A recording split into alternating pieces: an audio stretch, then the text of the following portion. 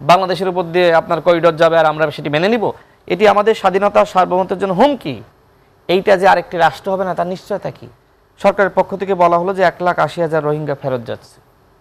কোথায় সেই ফেরত যাওয়া আসলে কোথায় হলো?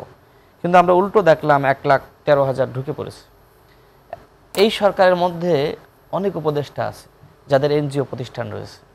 রোহিঙ্গারা বাংলাদেশে থাকলে তাদের জন্য ভালো, আয় উপার্জন ভালো হয়, বিদেশ থেকে বেশি অনুদান আসবে, তাদের প্রতিষ্ঠানে বেশি যাবে, তারা রোহিঙ্গাদের দেখভাল করবে, তাদের কর্মচারীদের বেতন দিবে এবং সেখান থেকে একটি অংশ তো সবসময় সেভিংস হয়, সেই মুনাফা তো উপদেষ্টাদের কারোর পকেটে ঢুকবে।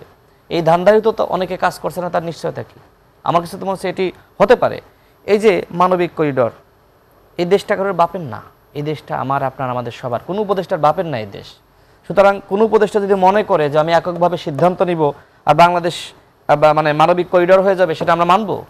বাংলাদেশের বুকের উপর দিয়ে কোনো মানবিক করিডর হবে না, কথা স্পষ্ট।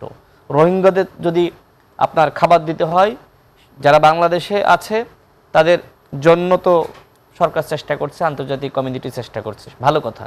কিন্তু মায়ানমারের যারা রয়েছে, রাখাইনে যারা রয়েছে, সেটা রোহিঙ্গা হোক বা অন্য আর কে হোক, সেটা দেখুক, সেটা ভারত দেখতে পারে, চীন দেখতে পারে, আমাদের থেকে তারা অনেক বড় রাষ্ট্র, সেটা মায়ানমার সরকার দেখুক। আমাদেরকে কেন সব জায়গায় যেতে হবে? আমরা কি এতই মানবিক হয়ে গিয়েছি? না, মায়ানমার সরকারও দেখবে না, কারণ সে তো দেখলে তো রাখাইন। তো মায়ানমারের সরকার দেখবে না? জাতিসংঘ কেন এই যুদ্ধ বন্ধ করে না?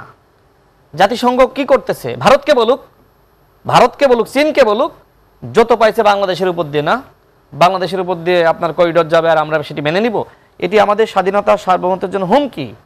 এইটা যে আরেকটি রাষ্ট্র হবে না তার নিশ্চয়তা কি? আমরা এটাকে শুনে নাই রাখাইন এবং ওই যে কক্সবাজার নিয়ে একটি নতুন রাষ্ট্র গঠন করতে চাই কেউ কেউ। এবং এই কথা আমি আরও অনেক গুরুত্বপূর্ণ জায়গা থেকে আমি শুনেছি। পৃথিবীর ইতিহাসে যেখানে যেখানে এই ধরনের করিডোর দেওয়া হয়েছে সেখানে যুদ্ধ শুরু হয়েছে, সেখানে সমস্যা সংকট বেড়েছে।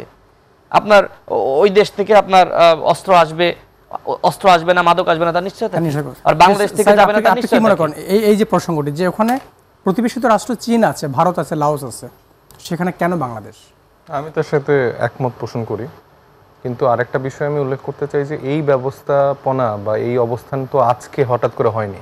এটা আমাদের বিগত 15-17 বছরের যে ফ্যাসিস্ট কাঠামো, সেটার জন্যই আজকে এই পরিণতির জায়গায় আমরা এসেছি।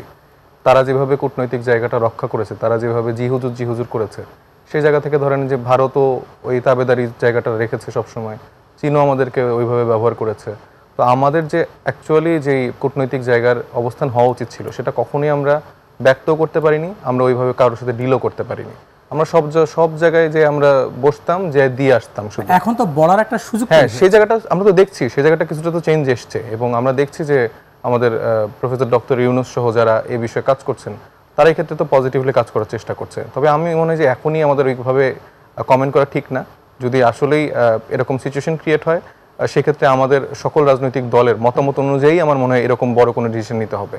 এছাড়া যদি করে তাহলে আমরা প্রত্যেকেই শক্ত অবস্থান নিব এই গভর্নমেন্টের এগেইনস্টে। এইটার ব্যাপারে আমরা ক্লিয়ার, কারণ দেশের স্বার্থে আসলে আমরা এটা যেই হোক, দেশের স্বার্থে যেই হোক, এটা হাসিনা হোক বা যেই হোক না কেন, তাদের কোনো মানে বিন্দু ছাড় দেওয়ার প্রশ্নই আসে না।